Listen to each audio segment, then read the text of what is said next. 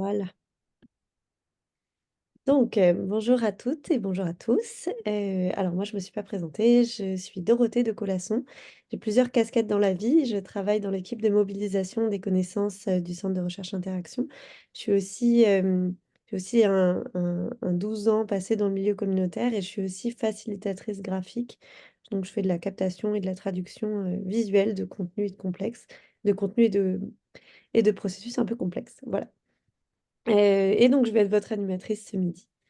Quelques mots peut-être pour présenter rapidement le centre Interaction qui existe depuis 2001.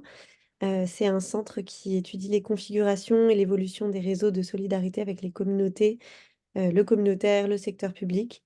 On travaille à travers les différents projets de recherche qui sont menés à accompagner les transformations de ces réseaux dans plusieurs domaines, donc la santé, la construction, l'emploi, l'inclusion, etc. Et nos travaux sont effectués dans une perspective qui est toujours intersectorielle et au carrefour justement des institutions publiques et des milieux de vie communautaires. Chacun de ces chacune de ces instances a sa propre, logique, son propre fonctionnement et donc l'idée, c'est de favoriser le dialogue et la consolidation des liens entre ces différentes instances. Le rapprochement entre la recherche et les milieux de pratique, c'est vraiment une des priorités du centre, pour améliorer les espaces de collaboration et donc les projets de recherche ont pour objectif de contribuer à développer des pratiques adaptées, pour favoriser l'accès à la protection des droits en santé, à la pleine participation des citoyens et des citoyennes. Les midis interactions, c'est, un espace pour échanger avec les partenaires, pour faire sortir justement un petit peu la recherche du milieu aussi académique et venir avoir une discussion avec les partenaires aussi parfois qui sont sur le terrain, dans le milieu communautaire. En tout cas, favoriser ce dialogue et approfondir sur les retombées des projets. C'est un espace de réflexion collective, sur les pratiques transformationnelles. Vous êtes toutes et tous vraiment les bienvenus après la présentation à poser vos questions ou simplement à partager vos commentaires. Et donc aujourd'hui, on reçoit Laurence Twindibi et Moad Boussekri qui vont nous parler de Priorité Jeunesse, de la démarche de collaboration qu'il y a eu entre les différents acteurs jusqu'à l'évaluation des effets du plan d'action.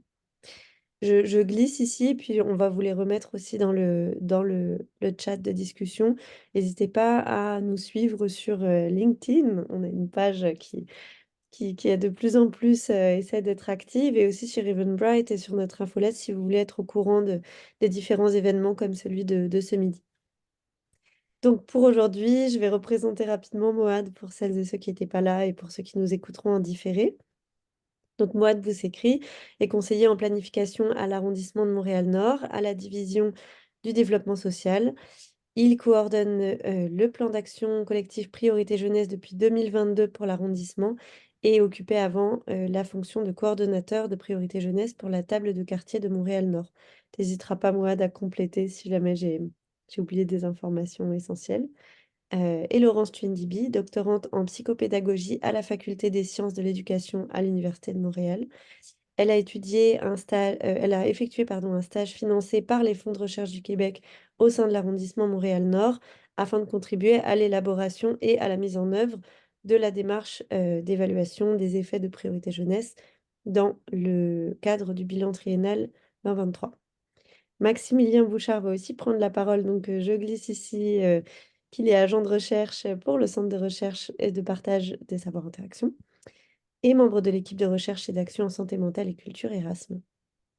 Et puis je vous présenterai ensuite nos commentatrices du jour. Pour l'instant, je vais céder la parole. Dernier petit point, j'allais dire on est sur Zoom, coupez vos micros, mais je pense que ça, tout le monde le sait. Mais vous êtes à Montréal et il fait très chaud. Alors moi, je propose qu'entre chaque slide du PowerPoint, tout le monde prenne une gorgée. Voilà, c'est ma petite sensibilisation. Et sur ce, bah, je vais céder la parole à Moad et Laurence et Maximilien pour la présentation. Parfait, merci Dorothée. Je vais d'abord partager mon écran. Alors, un instant.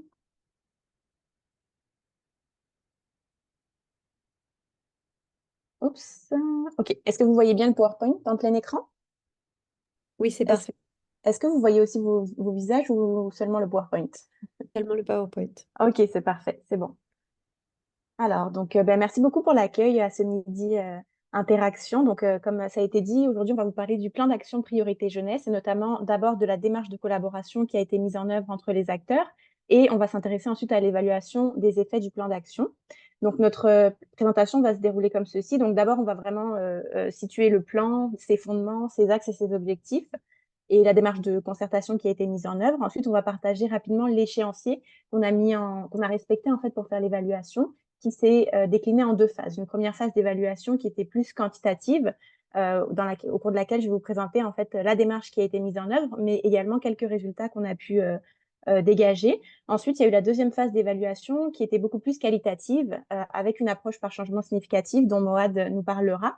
Et finalement, on partagera quelques limites de l'évaluation pour ouvrir aussi à la discussion sur la méthodologie qui a été employée et sur la collaboration aussi avec les acteurs. Donc, d'abord, si je commence avec le plan d'action priorité jeunesse, donc c'est vraiment une démarche qui était initialement sous le signe de la concertation. Tout a commencé au printemps 2016, en fait, où au sein de la communauté de Montréal-Nord, avec des partenaires externes, il y a eu une certaine mobilisation qui a été mise en œuvre pour développer justement un plan d'action qui permettait de soutenir les jeunes à toute étape de leur vie, les jeunes ainsi que leurs familles. Et il y avait une visée vraiment systémique qui visait en fait à réduire les écarts qui étaient alarmants concernant les conditions socio-économiques des jeunes de 0 à 29 ans dans le quartier de Montréal-Nord. Donc, dans cette optique, l'arrondissement de Montréal-Nord, avec la table de quartier de Montréal-Nord en santé, avec les tables sectorielles de concertation jeunesse, petite enfance, famille et la ville de Montréal, il y a eu plus d'une centaine de décideurs, d'intervenants et d'acteurs clés qui étaient issus des secteurs publics, gouvernemental et institutionnels, scolaires, philanthropiques, communautaires, sportifs, culturels et privés, qui se sont réunis pour penser à justement mettre en œuvre ce plan. Et donc, c'est un plan d'action qui se veut collectif de lutte contre la pauvreté et l'exclusion sociale. Il a été échelonné sur 10 ans et plus encore, et ça mobilisait justement toute la communauté nord-montréalaise pour initier des changements significatifs aux conditions de vie des jeunes qui évoluent dans cette région. Pourquoi est-ce que ce plan a été mis en œuvre? Il y avait plusieurs objectifs principaux. En fait, c'était vraiment de dénouer les entraves au développement des jeunes de 0 à 29 ans sur toute une génération, aussi pour faire éclore les promesses qu'ils portent en eux, pour aborder avec confiance les transitions marquantes dans leur vie, pour agir tôt en prévention, notamment auprès des familles, afin de renforcer les facteurs de protection susceptibles de réduire les risques de décrochage scolaire et civique, pour développer des compétences et des habiletés sociales chez les jeunes, et pour que demain, à leur tour, les jeunes puissent se mobiliser pour accompagner en toute confiance et munis d'outils appropriés et efficaces la prochaine génération. Alors, je vais donner la parole à Moad pour aborder les trois axes du plan. Merci Laurence. Donc, au niveau de priorité jeunesse, il y a trois axes. Le premier porte sur l'idée de favoriser la maturité et la persévérance scolaire, ainsi que la réussite éducative, et toute la question de l'épanouissement aussi. Donc, on vise d'agir auprès des familles vulnérables sur les périodes de transition, donc notamment la transition 1, 2 et 3, d'agir sur la littératie et la culture et sur la pratique sportive ainsi que les saines habitudes de vie. Ensuite, l'axe 2 porte plus sur l'idée de développer les talents, l'employabilité, en fait, toute la question de la pré-employabilité et l'entrepreneuriat. Donc, agir sur le développement des talents et des compétences, sur l'accès, le maintien en emploi et notamment sur des projets d'entrepreneuriat, comme ce qu'il y en a à Montréal-Nord et notamment auprès des communautés issues de l'immigration. Et enfin, la question d'enrichir le vivre ensemble, donc agir sur le développement d'environnements favorables, l'offre d'activités libres et accessibles, l'engagement civique et social des jeunes et le soutien aux tables sectorielles de concertation et donc la vie des acteurs communautaires. On a 5 objectifs, puis c'est à partir de ces 5 objectifs qu'on a fait l'évaluation de priorité jeunesse, quantitative et qualitative. On est parti à partir de chacun de ces objectifs et on a illustré c'est quoi les transformations qui peuvent être identifiées dans chacun de ces objectifs. Donc le premier, qui est plus un objectif statistique, donc de réduire les disparités entre les jeunes résidant dans l'arrondissement et les jeunes de Montréal. Ensuite, il y a la question du parcours du jeune, donc accompagner les jeunes dans leur passage de l'enfance à l'âge adulte et les soutenir dans leur parcours vers l'autonomie personnelle, sociale, citoyenne et économique. Ensuite, la question des milieux de vie pour les jeunes, donc offrir aux jeunes des milieux de vie et des environnements stimulants, sains, pacifiques, sécuritaires et ouverts. Ensuite, il y a la question de favoriser les approches d'inclusion et d'intégration socio-économique de l'ensemble des jeunes, notamment celles et ceux issus des groupes ethnoculturels et des minorités visibles. Et enfin, aider et soutenir les jeunes dans leur apprentissage, leur initiative et leur projet de vie. Donc là, avant de repasser à la présentation, on va juste donner la parole à Maximilien, qui va nous parler plus de la démarche de collaboration, la démarche d'évaluation de la collaboration par interaction. Oui, merci.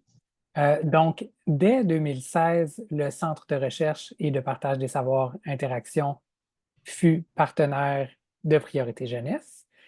Grâce au soutien du Centre intégré universitaire de santé et de services sociaux du nord de l'île de Montréal, le CIUSNIM, le Centre Interaction s'est engagé à soutenir l'implantation du plan d'action collectif par l'évaluation de la mise en œuvre du plan, l'évaluation des processus de collaboration interorganisationnelle et des retombées sur la concertation, et l'évaluation des effets et des impacts sur la jeunesse et les familles nord-montréalaises.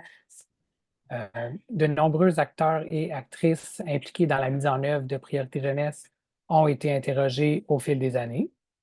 Dans une perspective d'amélioration continue, des rétroactions régulières ont été réalisées.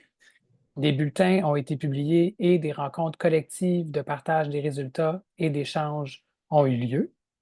Dans le premier bulletin publié en 2019, il s'agissait de l'évaluation de la qualité du partenariat en examinant des dimensions comme le pouvoir décisionnel des partenaires communautaires, les rapports de pouvoir entre les acteurs impliqués, en souhaitant se diriger autant que possible vers des rapports égalitaires, et la co-construction de l'action. Dans le deuxième bulletin publié l'année suivante, en 2020, d'autres indicateurs de la collaboration entre les organisations ont été examinés, comme le partage d'objectifs communs, la connaissance et la confiance mutuelle et l'échange formel d'informations. Pour le troisième bulletin en 2021, de nombreux jeunes et représentants d'organismes ont été interrogés sur l'expérience de participation citoyenne des jeunes, sur ce qui peut les motiver à participer et sur les dispositifs mis en place par les organismes pour favoriser et promouvoir leur participation. Je vais juste prendre une petite gorgée. Pardon. Pour le quatrième bulletin, celui-ci en 2023, les acteurs ont été questionnés de nouveau. On a analysé l'évolution de la qualité du partenariat et de la collaboration entre les organisations à travers les différentes dimensions et les indicateurs que j'ai mentionnés précédemment. On a vu que certains défis demeuraient, mais on a également constaté que des améliorations s'étaient effectuées dans le temps, comme dans la connaissance et la confiance mutuelle, et dans le soutien à l'innovation de la part des instances de gouvernance du plan d'action. Pour en savoir plus, vous pouvez visiter le site web d'Interaction et les liens vers les bulletins qui se trouvent sur cette diapo. Merci Maximilien. Donc on va poursuivre. Alors, en ce qui concerne justement l'évaluation des effets du plan d'action, cette fois, il faut savoir que cette évaluation, elle avait plusieurs visées. D'abord, il y avait un volet plus justificatif en lien avec le financement qui a été finalement pour réaliser ces projets-là. On voulait mettre en avant les effets pour justifier le financement qui a été investi. Et il y avait aussi une visée plus stratégique puisque, en fait, c'est un plan d'action qui était sur 10 ans. Mais l'évaluation qu'on a réalisée, elle était entre 2020, en fait, c'était sur les effets du plan sur 2020-2023, et il restait 4 années, donc jusqu'à 2027. Donc, ça permettait éventuellement d'identifier des pistes d'amélioration et de réorientation pour les 4 dernières années du plan d'action. Et donc, et de pour cette trouver évaluation, des financements aussi, éventuellement, si on veut aller chercher auprès des acteurs philanthropiques, se servir de cette évaluation pour les influencer à donner des financements à Montréal-Nord et à Priorité Jeunesse. Oui, merci Mouad pour l'ajout. Et donc, l'évaluation quantitative, on l'a fait à partir de la reddition de comptes. Donc, on s'est basé sur les rapports de 19 projets qui avaient des effets notamment en petite enfance, jeunesse, parents et famille. Et donc là, on vous a mis la liste des 19 projets si jamais vous voulez aller en apprendre plus sur ces projets-là. Et en termes d'échéancier, on s'est d'abord consacré à la construction des outils d'évaluation pour la première phase qui était plus quantitative. Donc, comme je le disais, on est parti de la reddition de comptes et on a réalisé une analyse des rapports pour la période de 2020 à 2023. Ensuite de ça, on a conçu une stratégie d'évaluation pour la deuxième phase en collaboration avec le CAMO et le projet Tricoordination. On a mis en place une rencontre collective avec les organismes pour faire une collecte de données qualitatives. Et à la suite de ça, on a rédigé un rapport sur le bilan triennal pour mettre en avant justement les effets transversaux du plan d'action de priorité jeunesse entre 2020 et 2023. Il y a eu plusieurs présentations qui ont été faites ensuite pour partager ce bilan triennal à la fois à l'interne, mais aussi aux instances décisionnelles. Et finalement, on a eu une rencontre de présentation du bilan triennal aux organismes et à la communauté. Donc, et aujourd'hui, on est content de partager avec vous dans ce Midi Interaction également la suite. Alors, pour la première phase d'évaluation, comme je le disais, on s'est basé sur des rapports d'étapes et finaux des organismes qui ont été émis sur les 3 dernières années. Et on a construit un cadre, en fait, un outil pour faire cette évaluation-là. Donc, ça s'est fait sous forme de tableaux à partir desquels on pouvait analyser différents éléments qui étaient dans les rapports. Donc, d'abord, on s'est attelé à identifier quels étaient les effets par objectif. Tantôt, moi, je vous ai présenté les 5 objectifs, puis il y a 4 objectifs qu'on a cernés au niveau quantitatif dans les 5 qui ont été mentionnés. Et à chaque fois, on essaie de voir qu'est-ce qu'on apprend de ces rapports-là, mais aussi qu'est-ce qui nous manque comme information. Est-ce qu'il y a des éléments complémentaires qu'on pourrait aller chercher plus dans la phase qualitative? Et donc, à partir de là, on a proposé des outils justement pour la deuxième phase d'évaluation. Juste pour vous donner une idée à quoi est-ce que ça ressemblait notre tableau d'analyse des rapports. Donc d'abord, on avait une première colonne qui s'intéressait aux impacts visés. En fait, chaque organisme avait différents projets et ils fixaient leurs propres objectifs dans leur projet. Donc on s'est vraiment basé sur ces objectifs-là qu'on rattachait néanmoins à nos gros objectifs du plan d'action pour qu'il y ait quelque chose de commun après.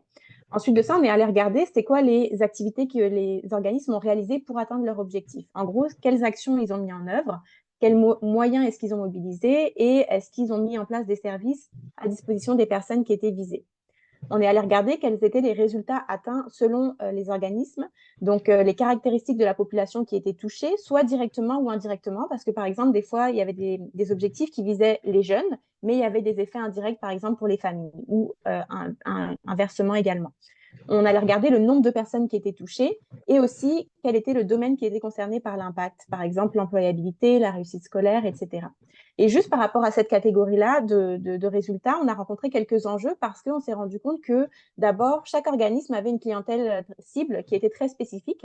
Et nous, quand on a voulu faire l'analyse quantitative, on voulait faire des recoupements, par exemple dire quels effets ont été atteints pour les jeunes de 5 à 10 ans, disons, mais on était un petit peu en difficulté parce qu'on se rendait compte que les tranches d'âge étaient différentes pour chaque organisme, ce qui fait que c'était difficile de mettre en commun les informations au niveau transversal après dans la démarche d'évaluation. Néanmoins, on a quand même réussi à faire ressortir une liste d'effets au niveau quantitatif, comme je vais vous le montrer après.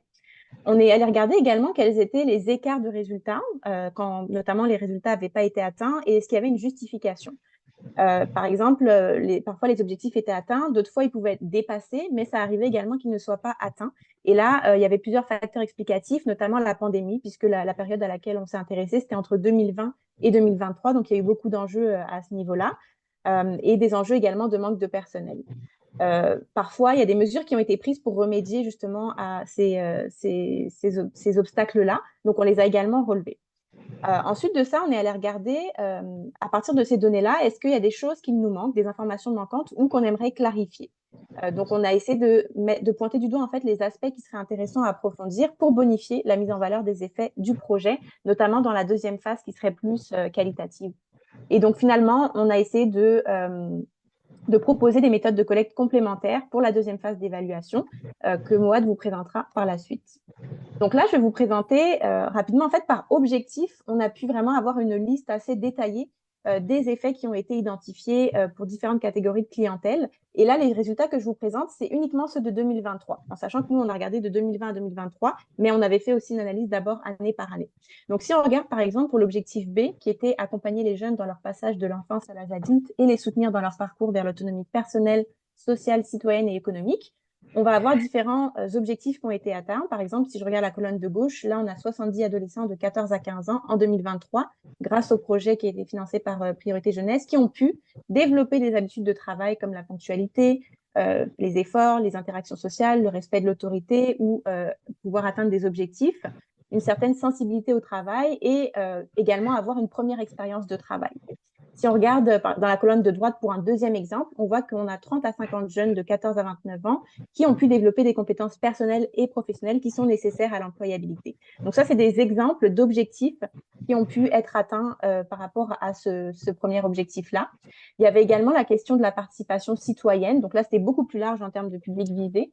Si on regarde le premier PICO, 252 résidents de 0 à 100 ans des HLM Place Normandie qui ont pu avoir une augmentation de leur participation à l'enrichissement du vivre ensemble dans leur milieu de vie. Il y avait également des objectifs en lien avec le leadership et l'entrepreneuriat. Donc, à droite, cette fois, on peut voir qu'on a 25 jeunes entre 18 et 24 ans en 2023 qui avaient pu améliorer leurs connaissances sur les attitudes à adopter, notamment en entrepreneuriat. On continue avec notre objectif C, qui cette fois était offrir aux jeunes des milieux de vie et des environnements stimulants, sains, pacifiques, sécuritaires et ouverts.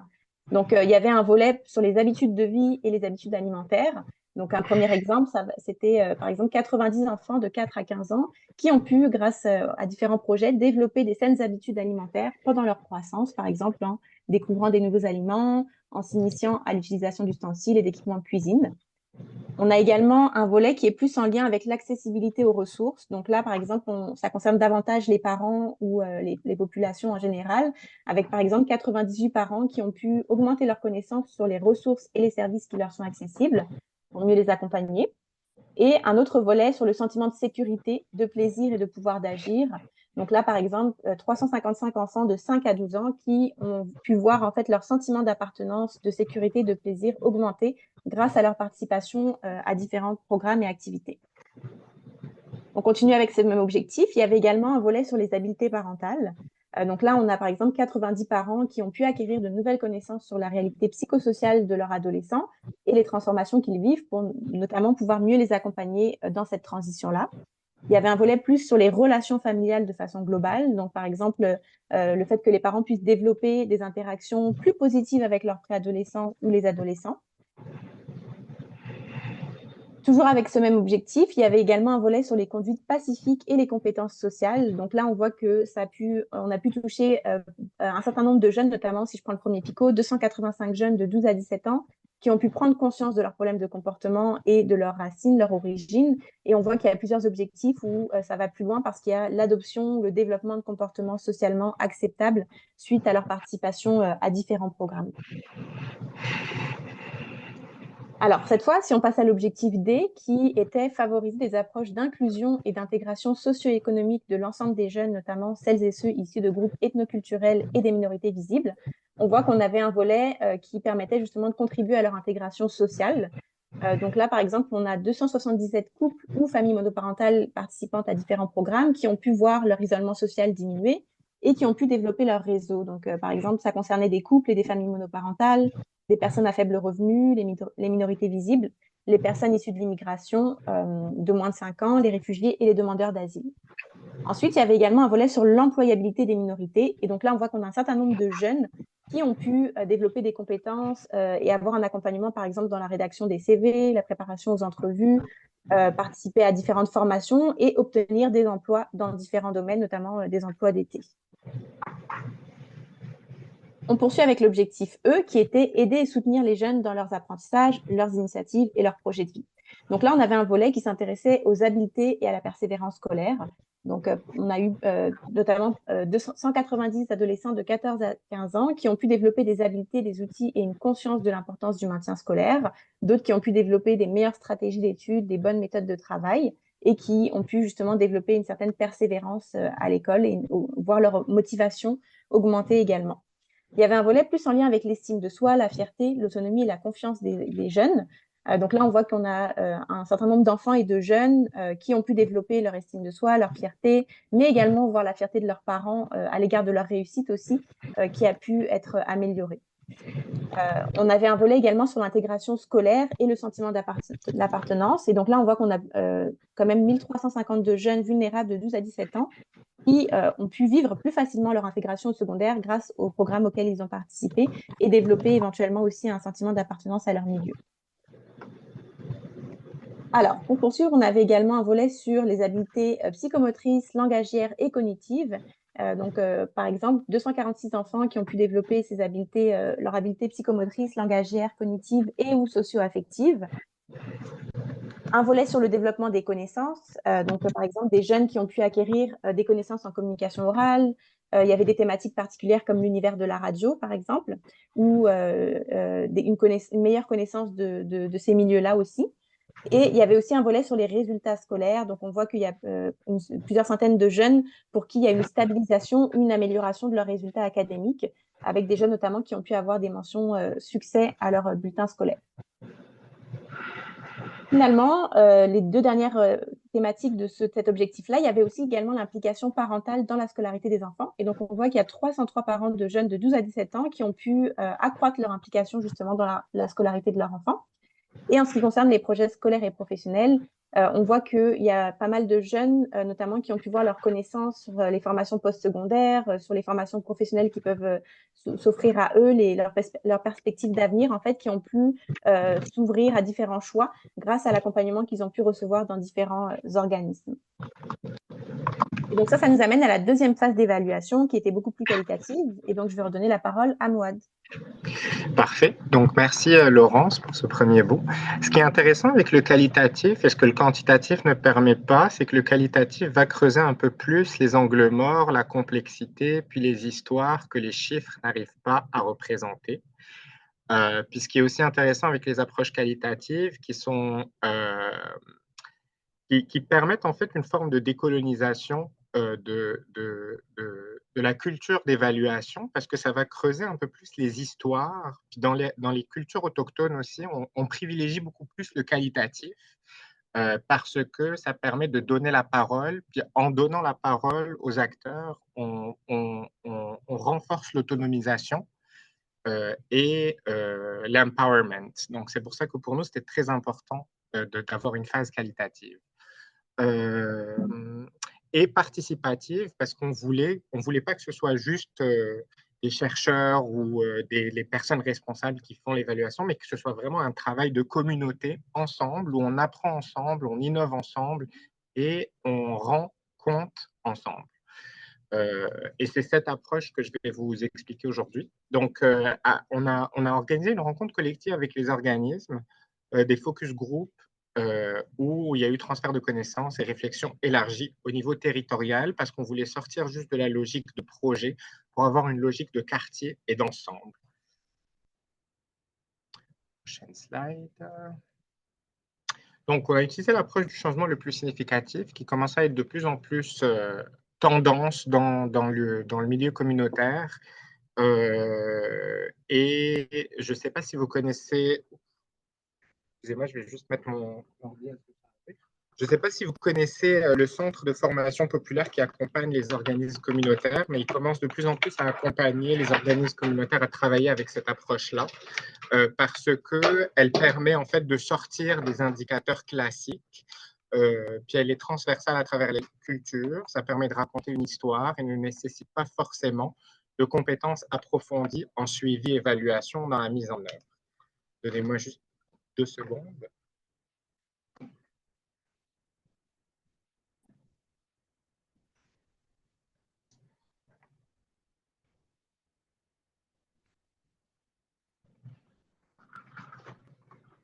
Parfait. Donc, qu'est-ce qui est intéressant avec la méthode du changement le plus significatif ou l'approche du changement le plus significatif, c'est que les participants, quand ils nomment le changement le plus significatif, ils constatent dans leur projet, doivent justifier pourquoi ils pensent que c'est un changement qui est plus remarquable qu'un autre. Ça permet de suivre et d'évaluer les initiatives partant de la base sans nécessairement avoir de résultats prédéfinis.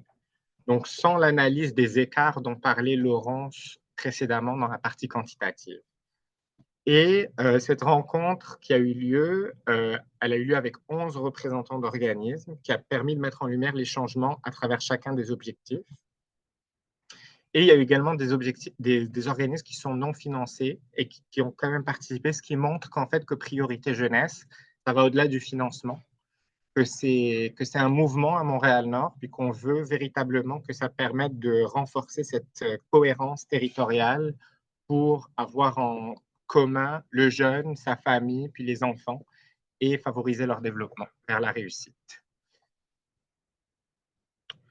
Donc, dans l'objectif B, qui était l'accompagnement du jeune dans son parcours, on voit qu'est-ce qui est ressorti dans les changements les plus significatifs, que l'accroissement du passage d'un élève aidé vers un élève qui aide à son tour. Donc, toute la question du bénévolat qui est cyclique, où quelqu'un reçoit l'aide, mais ensuite, dans son parcours de développement, donne de son temps et de son aide à d'autres élèves. Ça, c'est notamment dans le projet Père aidant de Coup de pouce jeunesse. Il y a eu l'amélioration du sentiment d'appartenance et de confiance chez les jeunes, donc dans les projets mentorat scolaires d'Amitié pour tous, les projets de l'Escale, Coup de pouce jeunesse, coop multisport. Il y a l'amélioration de l'accueil offert aux nouveaux arrivants dans les écoles secondaires de Montréal-Nord, l'amélioration des méthodes de travail, de l'autonomie et de l'organisation personnelle des jeunes, renforcement du continuum de services pour répondre aux besoins intersectoriels des jeunes. Par exemple, les projets ont renforcé le croisement entre soutenir le jeune et penser à la question de la sécurité alimentaire et donc intégrer la nourriture dans les projets qui visent à faire, par exemple, de l'aide aux devoirs, parce que le jeune, c'est sans apprendre son besoin juste un en un, il faut considérer le tout dans toute sa complexité. Meilleur accompagnement des enfants et des jeunes à l'éveil et à la curiosité en lien avec la lecture.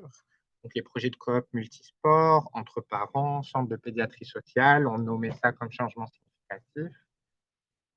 Plus grande implication et engagement des parents dans le parcours de développement du jeune. Il y a certains projets qui ont amélioré la capacité à répondre aux enfants et aux jeunes aux besoins particuliers, comme le TDAH, l'autisme, langage des signes, etc. Puis notamment, on pense à l'organisme Entre Parents de Montréal-Nord. Renforcement du soutien offert aux enfants et aux parents pour la transition de la garderie au primaire. Puis là, on est en train de penser aux autres transitions aussi, notamment à Montréal-Nord, la transition 3 notamment, qui permet le passage du secondaire vers le cégep ou vers le marché professionnel. Amélioration du développement cognitif et émotionnel des enfants. Et amélioration de la communication entre parents et adolescents pour dénouer des liens. On sait que l'adolescence, c'est une période critique dans le développement du jeune. Et il y a des projets qui permettent justement de favoriser cette communication entre l'adolescent et le parent. Donc, ça, c'est pour l'objectif C, qui est en lien avec offrir des milieux de vie sains, sécuritaires, pacifiques et ouverts. Donc, plus en question avec l'accès à des espaces, donc accès à un espace de travail pour faire du travail scolaire en dehors de la maison, IUPT dans la maison culturelle et communautaire, amélioration du soutien scolaire offert aux jeunes en dehors de l'école, ça s'est ressorti souvent, accès à des plateaux de travail alternatifs, notamment pour les projets de l'escale tapage. Et on constate dans ce projet que certains jeunes tapageurs deviennent éventuellement des animateurs de tapage. Donc là encore, le cycle de l'aider à celui qui aide à son tour.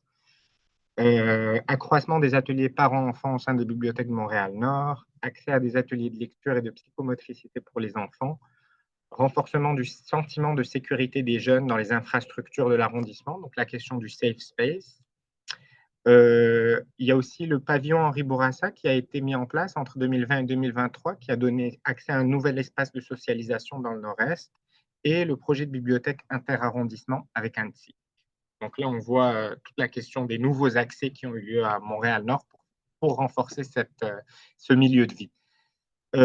L'objectif D, c'était en lien avec les approches d'inclusion socio-économique pour les personnes issues de l'immigration, les minorités visibles et ethniques.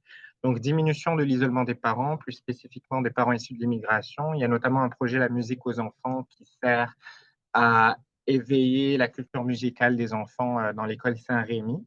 Il y a beaucoup de nouveaux arrivants qui, grâce à ces prestations musicales de leurs enfants, partent à l'école, puis pour la première fois parlent à d'autres parents, puis ça leur permet justement de rencontrer d'autres parents, les réalités du Québec, etc. quand ils arrivent ici, puis ça permet tout un processus de socialisation. Amélioration du sentiment d'ouverture à la diversité au sein des jeunes. Par exemple, on constate que de plus en plus de jeunes s'ouvrent sur leur identité de genre ainsi que sur leur orientation sexuelle. Donc, le Centre des jeunes de l'Escale a remarqué de plus en plus cette ouverture dans la parole. Amélioration de la confiance et du sentiment de fierté des jeunes qui vivent dans le HLM Place Normandie. Renforcement de la participation citoyenne de ces jeunes-là dans cette Place Normandie. Bon, pour la question des minorités culturelles, c'est sûr qu'à Montréal-Nord, il faut considérer qu'environ 90% de la populations rejointes et issues de communautés ethnoculturelles et de minorités visibles, du fait des caractéristiques socio-économiques du territoire, et l'ADS+, qui permet justement cette intégration d'approche d'inclusion. C'est un outil qui a servi de levier d'inclusion dans les projets de priorité jeunesse. Dans les demandes de financement et tout, on demande toujours comment vous allez intégrer l'ADS+, puis ça fait partie aussi des grilles d'évaluation des projets. Objectif E, qui est d'aider les jeunes dans leur parcours d'apprentissage. En lien avec les parents, il y a l'amélioration des compétences parentales et celles des enfants pour mieux accompagner le jeune vers la réussite, amélioration de la collaboration entre les organismes et les écoles, renforcement de l'offre d'accès à des espaces de soutien aux devoirs et aux socialisations, renforcement du soutien au développement du langage et renforcement des habiletés sociales des jeunes ayant un impact sur la persévérance scolaire.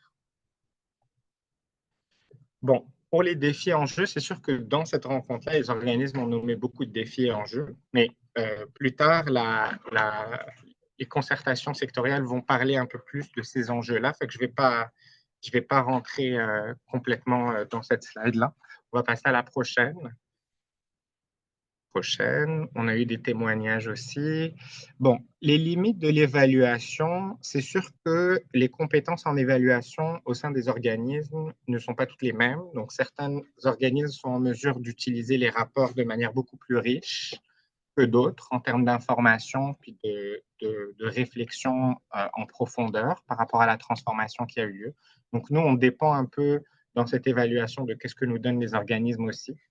Fait que là, la limite des compétences, puis aussi des ressources parfois pour faire l'évaluation, parce que les organismes sont souvent pris dans leur day-to-day, avec ce qu'ils doivent faire pour les services à la population, que l'évaluation parfois n'est pas la priorité.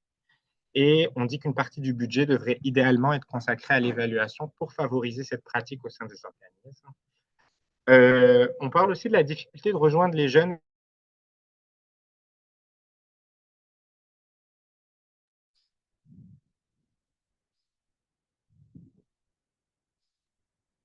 Est-ce qu'on a perdu Moad? Ou c'est juste moi qui le Non, vois? moi aussi, je l'entends plus. Ok. Est-ce que je poursuis en attendant? Qu'est-ce que... Dorothée, je sais pas. Moi aussi, je l'ai perdu. Laurence, on est... Le temps file quand même. Oui, oui. Je sais pas si Mais tu je peux es à l'aise. terminer, oui, pas de souci. C'est bon, je vais continuer. Donc c'est ça, les organismes nous ont mentionné qu'en fait, pour eux, c'était difficile de rejoindre les jeunes et les familles après qu'ils aient bénéficié du service, parce qu'une fois qu'ils ont eu ce service-là, ils partent ailleurs. Et donc, du coup, c'était difficile parfois de pouvoir les rejoindre pour avoir en fait les effets qui ont été observés chez eux. Également, quand on a fait la rencontre qualitative, en fait, en groupe, on a invité tous les organismes, mais il y en a plusieurs qui ne sont pas présentés, ce qui fait qu'on n'a pas pu entendre leur voix, notamment pour avoir leur opinion sur les changements les plus significatifs qu'ils avaient identifiés.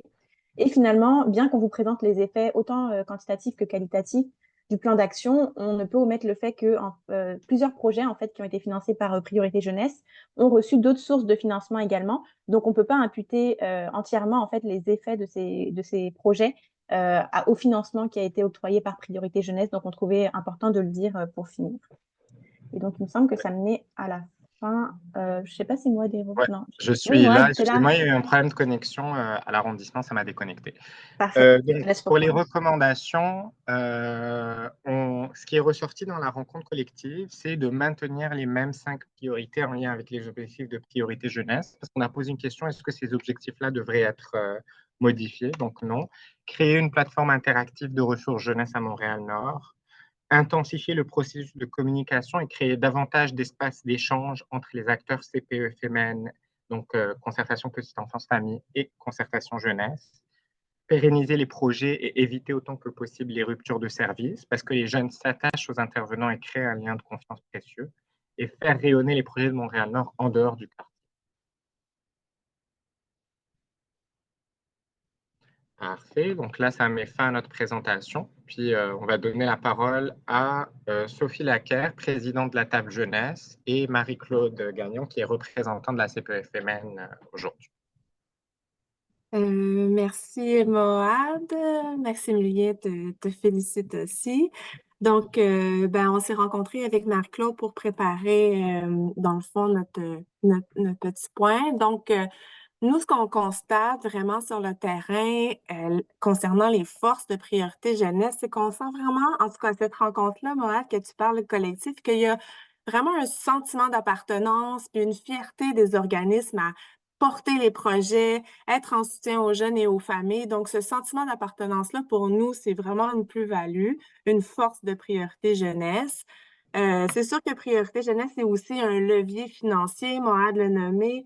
On a des on a des montages financiers pour réaliser nos projets, mais bien sûr, Priorité Jeunesse, puisque c'est un plan collectif qui est porté par l'ensemble de la communauté, va aller mobiliser des financements dans les ministères au provincial. Donc ça, pour nous, c'est une force aussi. Le fait qu'il y ait maintenant un CAMO, un comité d'arrimage et de mobilisation qui concerte à la fois l'arrondissement, la table jeunesse puis la table petite enfance, ça nous permet d'avoir une vision commune, puis d'échanger là, sur nos objectifs communs, collectifs, puis de pouvoir mettre, c'est ça, de travailler tous ensemble vers des mêmes objectifs. Donc, la vision commune, on ne travaille plus en silo, on est davantage concerté, c'est une force.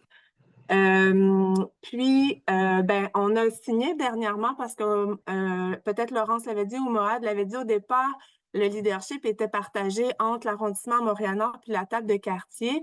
Maintenant, on a signé une tricoordination où la table jeunesse puis la table petite enfance famille porte le leadership avec l'arrondissement de ce plan-là. Donc, pour nous, c'est vraiment une reconnaissance de notre expertise puis de notre leadership dans la communauté. Donc, c'est vraiment une force qu'on a pu identifier. Au niveau des défis, ben, on est beaucoup mobilisés. La multiplication des lieux de concertation vient fragiliser, dans le fond, notre capacité à se mobiliser pour le plan. Il y a là comme un arrimage ou un défi là, qu'il faudra réfléchir dans l'avenir. Puis un autre défi aussi qu'on a identifié, c'est la fragilité des tables sectorielles. Ici, je veux reconnaître là, la contribution de l'arrondissement, qui est le seul arrondissement sur le territoire de Montréal qui soutient financièrement ces tables sectorielles. C'est riche, mais en même temps, c'est ça, il y a des défis là, au niveau des tables sectorielles, à être capable de garder nos ressources et puis pour pouvoir travailler le collectif. Donc, voilà pour moi, Marie-Claude, je te laisse la parole. Merci. Donc, on s'est aussi projeté. Donc, qu'est-ce que ça nous prendrait pour le futur? Sophie en parlait. C'est sûr que la fragilité du financement des concertations, c'est un enjeu, donc ça serait bien qu'on puisse le pérenniser. Tu sais, si je prends la concertation petite enfance, on réussit à avoir un poste parce qu'on a un bricolage financier qui n'est pas non plus évident pour un fiduciaire, là. Donc, c'est sûr que d'avoir une enveloppe pérenne qui viendrait peut-être d'un bailleur de fonds, ça viendrait simplifier les choses. Quand on parlait de rayonnement des projets de priorité jeunesse, c'était nommé de les faire rayonner à l'extérieur, mais on réalise aussi que même au sein de nos organisations, les projets rayonnent pas nécessairement au maximum qu'ils devraient rayonner.